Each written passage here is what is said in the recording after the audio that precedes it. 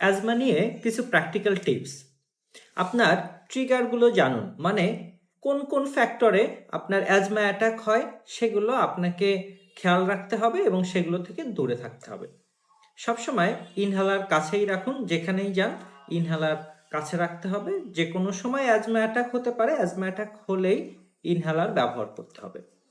ঘর বাড়ি পরিষ্কার পরিচ্ছন্ন রাখুন, ধুলোবালি থেকে দূরে থাকুন এবং নিয়মিত শ্বাসে এক্সারসাইজ বা রেসপিরেটরি এক্সারসাইজ করতে পারেন, যেমন ডিপ ব্রিদিং অথবা রেসপিরোমিটার নামে এক ধরনের ডিভাইস আছে, সেটা ব্যবহার করে আপনি কিন্তু ফুসফুসে ব্যায়ামটা করতে পারেন।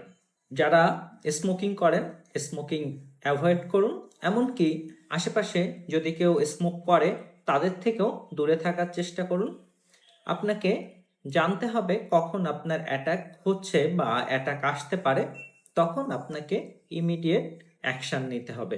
আমরা বলি যে অ্যাজমার রোগীরা ডাক্তারদের চেয়েও অ্যাজমার চিকিৎসা খুব ভালো জানে, কারণ তারা বুঝতে পারে যে অ্যাটাক আসতেছে এবং সেই অনুযায়ী আমরা বলি যে যদি অ্যাটাক আসে বা আপনি যদি আগে থেকে বুঝতে পারেন, সেক্ষেত্রে আপনি যে ডোজে ইনহেলারটা ব্যবহার করতেছিলেন এর আগে তার দ্বিগুণ করে ইনহেলারটা নিতে হবে। যদি আপনি 2 চাপ করে ব্যবহার করেন তাহলে সেক্ষেত্রে 4 চাপ করে নিলে কিন্তু অনেক সময় অ্যাজমা অ্যাটাকটা অ্যাবর্ট করা যায় বা পোস্টপোন করা যায়। Thank you.